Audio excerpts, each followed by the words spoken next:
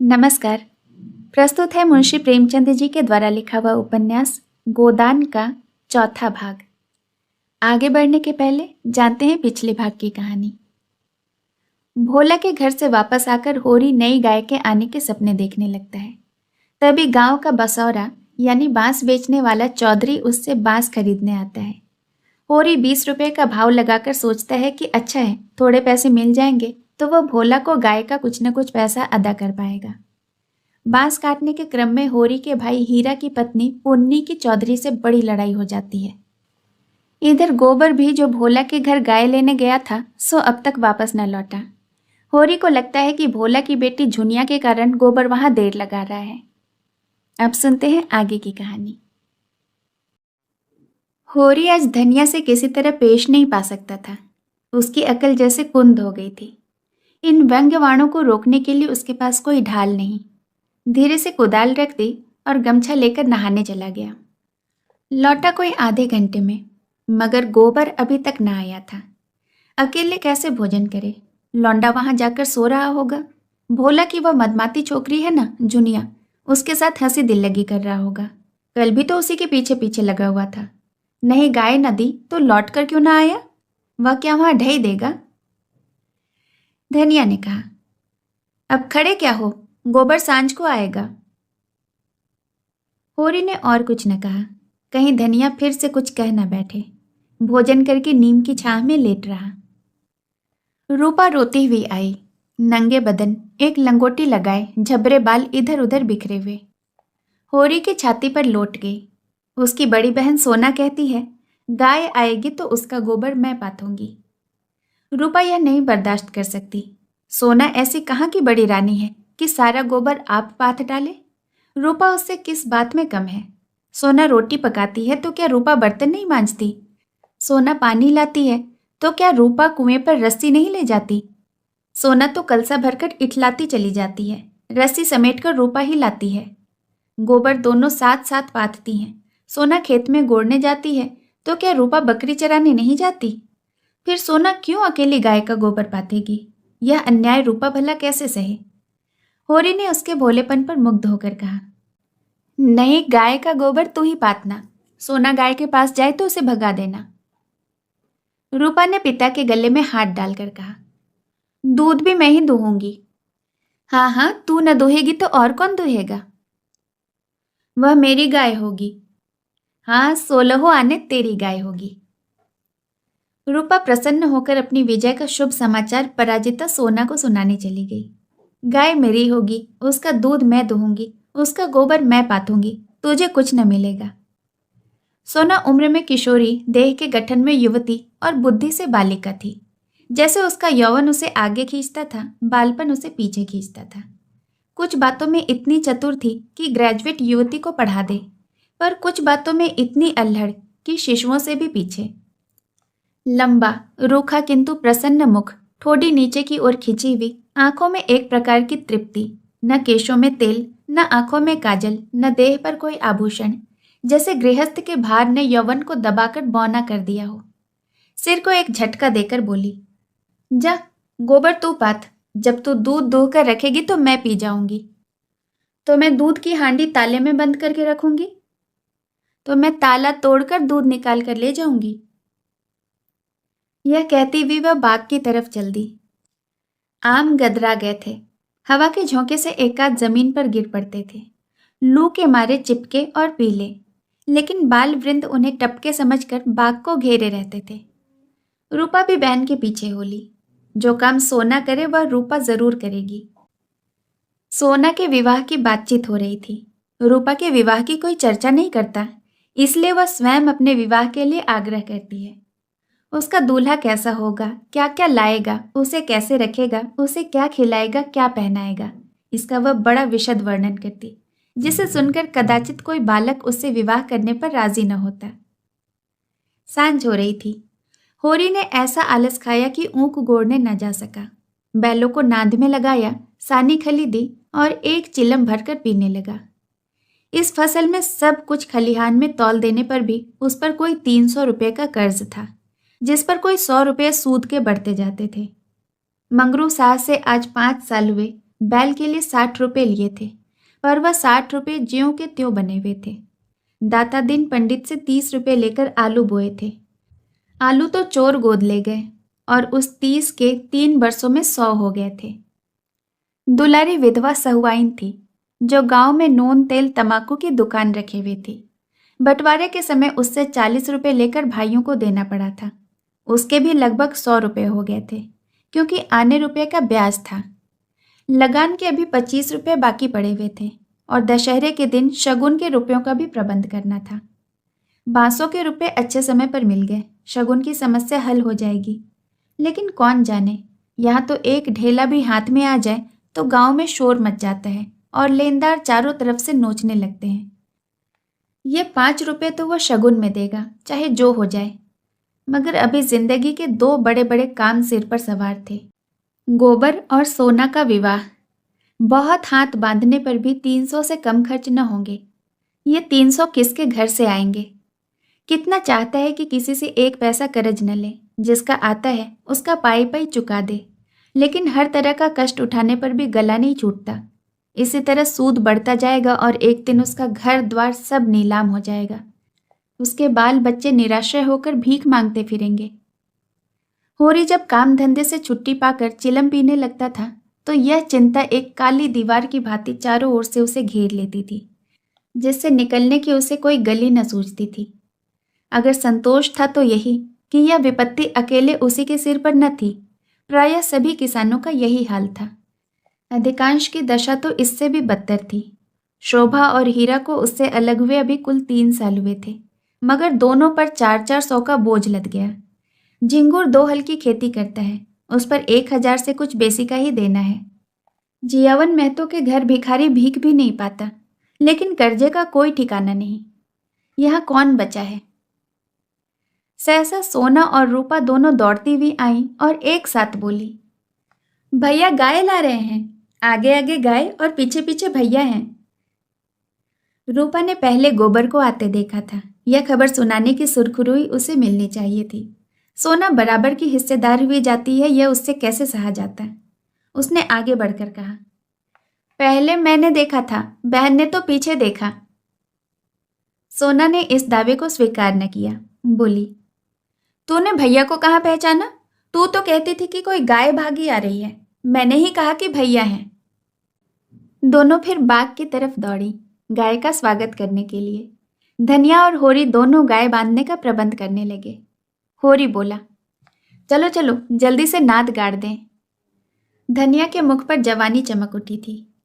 नहीं, पहले थाली में थोड़ा सा आटा और गुड़ घोल कर रख दें।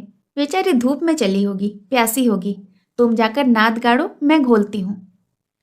अरे कहीं एक घंटी पड़ी थी ना, उसे ढूंढ ले, उसके गले में बांधेंगे। धनिया, सोना कहाँ गई? सहुआइन की दुकान से थोड़ा सा काला डोरा तो मंगवा लो, गाय को नजर बहुत लगती है। होरी, आज मेरे मन की बड़ी लालसा पूरी हो गई। धनिया अपने हार्दिक उल्लास को दबाए रखना चाहती थी। इतनी बड़ी संपदा अपने साथ कोई नई बाधा न लाए, यह शंका उसके निराश हृदय में कंपन डाल रही थी। आकाश की ओर देखकर बोली, गाय के आने का आनंद तो तब है कि उसका पौरा भी अच्छा हो। भगवान के मन की बात है। मानो वह भगवान को भी धोखा देना चाहती थी। भगवान को भी दिखाना चाहती थी कि इस गाय के आने से उसे उतना आनंद नहीं हुआ। कहीं ईर्ष्यालु भगवान सुख का पलड़ा ऊंचा करने के लिए कोई नई विपत्ति न भेज दे। वह अभी आटा घोल ही रही थी कि गोबर गाय को लिए बालकों के एक जुलूस के साथ द्वार पर पहुंचा। होरी दौड़कर गाय के गले से लिपट गया। धनिया ने आटा छोड़ दिया और जल्दी से एक पुरानी साड़ी का काला किनारा फाड़कर गाय के गले में बांध दिया। होरी विह्वल नेत्रों से गाय को देख रहा था, मानो साक्षात देवी ने घर में पदार्पण किया हो। आज भगवान ने यह दिन दिखाया कि उसका घर गऊ के चरणों से पवित्र हो गया। यह सौभाग्य न जाने कितने पुण्य प्रताप से। धनिया ने भयातुर होकर कहा, खड़े क्या हो, आंगन में नाद गाड़ दो। आंगन में कहाँ जगह है? बहुत जगह है, मैं तो बाहर ही गाड़ता हूँ। पागल न बनो, गांव का हाल जानकर भी अनजान बनते हो। अरे बित्ते भर के आंगन में कहाँ गाय बंधेगी भाई? जो बात नहीं जानते उसमें टांग मत अड़ाया करो। संसार भर की विद्या तुम ही नहीं पढ़े हो। होरी सचमुच आपे में नहीं था। गौ उसके लिए केवल भक्ति और श्रद्धा की वस्तु नहीं, सजीव संपत्ति थी। वह उससे अपने द्वार की शोभा और अपने घर का गौरव बढ़ाना चाहता था। वह चाहता था कि लोग गाय को द्वार पर बंधे देखकर पूछें कि यह किसका घर है, और लोग कहें कि होरी महतो का। तभी लड़की वाले भी उसकी विभूति से प्रभावित होंगे। आंगन में बंधी तो कौन देखेगा। धनिया इसके विपरीत सशंक थी। वह गाय को 7 पर्दों के अंदर छिपा कर रखना चाहती थी। अगर गाय 8 पहर कोठरी में रह सकती तो शायद वह उसे बाहर न निकलने देती। यूं हर बात में होरी की जीत होती थी। वह अपने पक्ष पर अड़ जाता था और धनिया को दबना पड़ता था। लेकिन आज धनिया के सामने होरी की एक न चली। धनिया लड़ने पर तैयार हो गई। गोबर, सोना, रूपा, सारा घर होरी के पक्ष में था, पर धनिया ने अकेले सबको परास्त कर दिया। आज उसमें एक विचित्र आत्मविश्वास और होरी में एक विचित्र विनय का उदय हो गया था। मगर तमाशा कैसे रुक सकता था? गाय डोली में बैठकर तो आई न थी। कैसे संभव था कि गांव में इतनी बड़ी बात हो जाए और तमाशा न लगे? जिसने सुना सब काम छोड़कर देखने दौड़ा। यह मामूली देसी गऊ नहीं है। भोला के घर से 80 रुपए में आई है। होरी 80 रुपए क्या देंगे? 50-60 में ले लिए होंगे। गांव के इतिहास में 50-60 रुपए की गाय आना भी एक अभूतपूर्व बात थी। बैल तो 50 रुपए के भी आए, 100 के भी आए, लेकिन गाय के लिए इतनी बड़ी रकम किसान क्या खर्च करेगा? गाय क्या है? साक्षात देवी का रूप है। दर्शकों, आलोचकों का तांता लगा हुआ था और होरी दौड़ दौड़कर सबका सत्कार कर रहा था। इतना विनम्र, इतना प्रसन्न चित्त वह कभी न था। 70 साल के बूढ़े पंडित दाता दिन लठिया टेकते हुए आए और पोपले मुंह से बोले, काहो होरी, तनिक हम भी तुमरी गाय देख लें, सुना है बड़ी सुंदर है। होरी ने दौड़कर पालागन किया और मन में अभिमान में उल्लास का आनंद उठाता हुआ बड़े सम्मान से पंडित जी को आंगन में ले गया। महाराज ने गऊ को अपनी पुरानी अनुभवी आंखों से देखा। सींगें देखी, थन देखा, पुट्ठा देखा और घनी सफेद भावों के नीचे छिपी हुई आंखों में जवानी की उमंग भरकर बोले, कोई दोष नहीं है बेटा, बाल भौरी सब ठीक। भगवान चाहेंगे तो तुम्हारे भाग खुलेंगे। ऐसे अच्छे लक्षण है कि वाह। बस रातिब कम न होने पाए। एक एक बाछा 100-100 का होगा। होरी ने आनंद के सागर में डुबकियां खाते हुए कहा, सब आपका आशीर्वाद है दादा। दाता दिन ने सुरती की पीक थूकते हुए कहा, मेरा आशीर्वाद नहीं है बेटा, भगवान की दया है। यह सब प्रभु की दया है। रुपए नगद दिए। होरी ने बेपर की उड़ाई। अपने महाजन के सामने अपनी समृद्धि प्रदर्शन का ऐसा अवसर वह कैसे छोड़ दे? टके की नई टोपी सिर पर रखकर जब हम अकड़ने लगते हैं, जरा देर के लिए किसी नई सवारी पर बैठकर जब हम आकाश में उड़ने लगते हैं, तो इतनी बड़ी भूपति पाकर उसका दिमाग क्यों आसमान पर न चढ़े? बोला, भोला ऐसा भलमानस नहीं है। नगद गिनाए पूरे चौकस। अपने महाजन के सामने यह डिंग मारकर होरी ने नादानी तो की थी, पर दाता दीन के मुख पर असंतोष का कोई चिन्ह न दिखाई दिया। इस कथन में कितना सत्य है यह उनकी बूढ़ी आंखों से छिपा न रह सका, जिनमें ज्योति की जगह अनुभव छिपा बैठा था। प्रसन्न होकर बोले, कोई हरज नहीं बेटा, कोई हरज नहीं। भगवान सब कल्याण करेंगे। 5 सेर दूध है इसमें, बच्चे के लिए छोड़कर। धनिया ने तुरंत टोका, अरे नहीं महाराज, इतना दूध कहाँ है? बुढ़िया तो हो गई है, फिर यहाँ रातिब कहाँ धरा है? दाता दीन ने मर्म भरी आंखों से देखकर उसकी सहकर्तता को स्वीकार किया, मानो कह रहे हो, गृहिणी का यही धर्म है, सीटना मर्दों का काम है, उन्हें सीटने दो। फिर रहस्य भरे स्वर में बोले, बाहर न बांधना, इतना कहे देते हैं। धनिया ने पति की ओर विजयी आंखों से देखा, मानो कह रही हो, लो अब तो मानोगे। दाता दीन से बोली, नहीं महाराज, बाहर क्या बांधेंगे? भगवान दे तो इसी आंगन में 3 गाय और बन सकती हैं। सारा गांव गाय देखने आया। नहीं आए तो शोभा और हीरा, जो अपने सगे भाई थे। होरी के हृदय में भाइयों के लिए अभी कोमल स्थान था। वह दोनों आकर देख लेते और प्रसन्न हो जाते तो उसकी मनोकामना पूरी हो जाती। सांझ हो गई। दोनों पुर लेकर लौट आए। इसी द्वार से निकले पर पूछा कुछ नहीं। होरी ने डरते डरते धनिया से कहा, न शोभा आया न हीरा, सुना न होगा। धनिया बोली, तो यहां उन्हें बुलाने कौन जाता है? तो बात तो समझती नहीं, लड़ने के लिए तैयार रहती है। भगवान ने जब यह दिन दिखाया है तो हमें सिर झुकाकर चलना चाहिए। आदमी को अपने सगों के मुंह से अपनी भलाई बुराई सुनने की जितनी लालसा होती है, बाहर वालों के मुंह से उतनी नहीं होती। फिर अपने भाई लाख बुरे हों, हैं तो अपने ही भाई। अपने हिस्से बखरे के लिए सभी लड़ते हैं, पर इससे खून थोड़े ही बढ़ जाता है। दोनों को बुलाकर दिखा देना चाहिए, नहीं कहेंगे गाय लाए, हमसे कहा तक नहीं। धनिया ने नाक सिकोड़ कर कहा, मैंने तुमसे 100 बार 1000 बार कह दिया कि मेरे मुंह पर भाइयों का बखान न किया करो। उनका नाम सुनकर ही मेरे देह में आग लग जाती है। सारे गांव ने सुना, क्या उन्होंने न सुना होगा? कुछ इतनी दूर भी तो नहीं रहते। सारा गांव देखने आया। उन्हीं के पांवों में एक मेहंदी लगी हुई थी, मगर आए कैसे? जलन हो रही होगी कि इसके घर गाय आ गई, छाती फटी जाती होगी। दिया बत्ती का समय आ गया। धनिया ने जाकर देखा तो बोतल में मिट्टी का तेल नहीं था। बोतल उठाकर तेल लाने चली। पैसे होते तो रूपा को भेजती, उधार लाना था। कुछ मुंह देखी करेगी, कुछ लल्लो चप्पो करेगी, तभी तो तेल उधार मिलेगा। होरी ने रूपा को बुलाकर प्यार से गोद में बिठाया और कहा, जरा जाकर देख, हीरा काका आगे कि नहीं। शोभा काका को भी देखती आना, कहना दादा ने तुम्हें बुलाया है। न आए तो हाथ पकड़कर खींच लाना। रूपा ठुनक कर बोली, छोटी काकी मुझे डांटती है। काकी के पास क्या करने जाएगी? फिर शोभा बहू तो तुझे बहुत प्यार करती है। शोभा काका मुझे बहुत चिढ़ाते हैं, कहते हैं, मैं न कहूंगी। क्या कहते हैं बता? चिढ़ाते हैं। क्या कह के चिढ़ाते हैं? कहते हैं तेरे लिए मूस पकड़ रखा है, ले जा भून कर खा ले। होरी के अंतस्थल में गुदगुदी हुई। तू कहती नहीं, पहले तुम खा लो तो मैं खाऊंगी। अम्मा मना करती हैं, कहती हैं उन लोगों के घर न जाया करो। तू अम्मा की बेटी है कि दादा की? रूपा ने उसके गले में हाथ डालकर कहा, अम्मा की, और हंसने लगी। तो फिर मेरी गोदी से उतर जा, आज मैं तुझे अपनी थाली में न खिलाऊंगा। घर में एक ही फूल की थाली थी, होरी उसी थाली में खाता था। थाली में खाने का गौरव पाने के लिए रूपा होरी के साथ खाती थी। इस गौरव का परित्याग भला वह कैसे करे?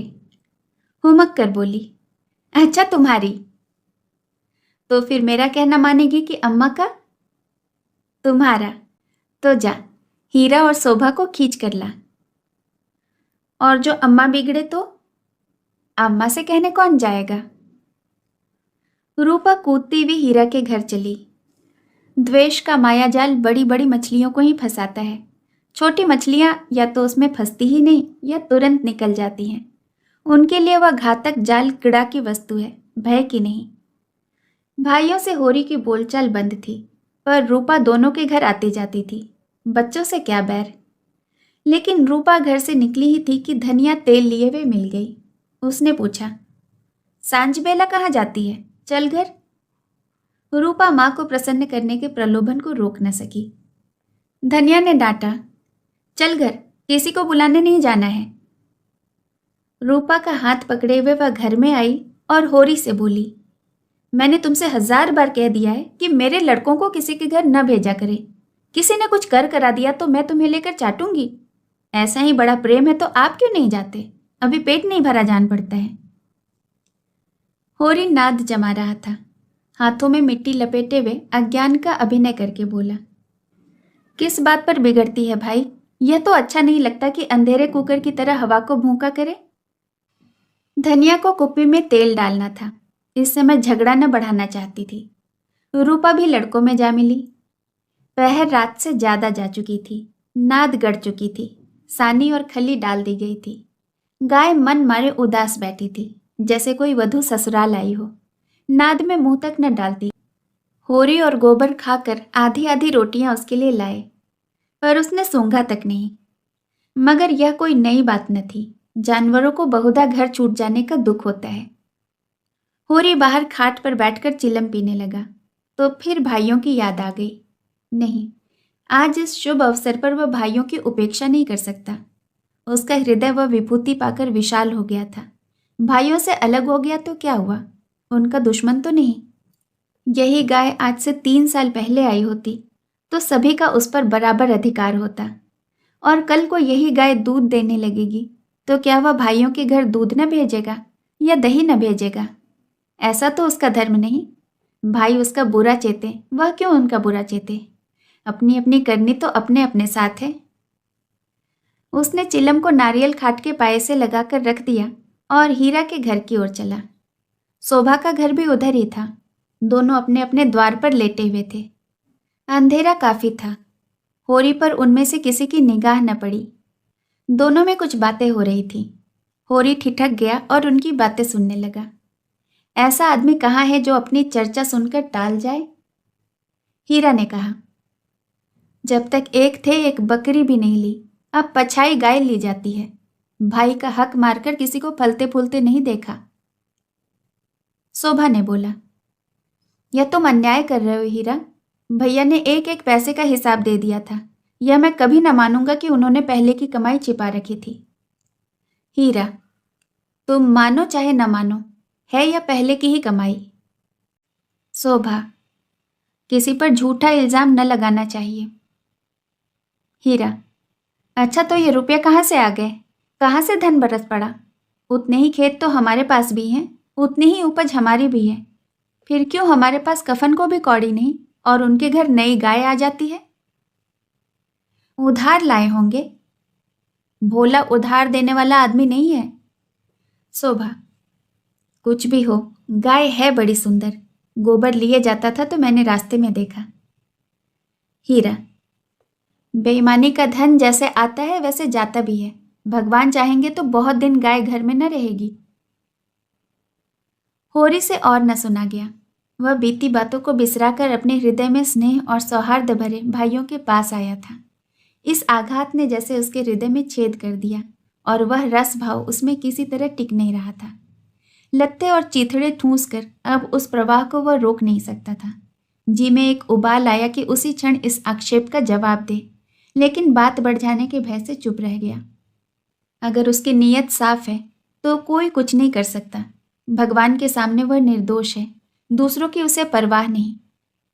उल्टे पांव वह लौट आया और वह जला हुआ तंबाकू फिर से पीने लगा, लेकिन जैसे वह विष प्रति क्षण उसकी धमनियों में फैलता जाता था। उसने सो जाने का प्रयास किया पर नींद न आई। बैलों के पास जाकर उन्हें सहलाने लगा।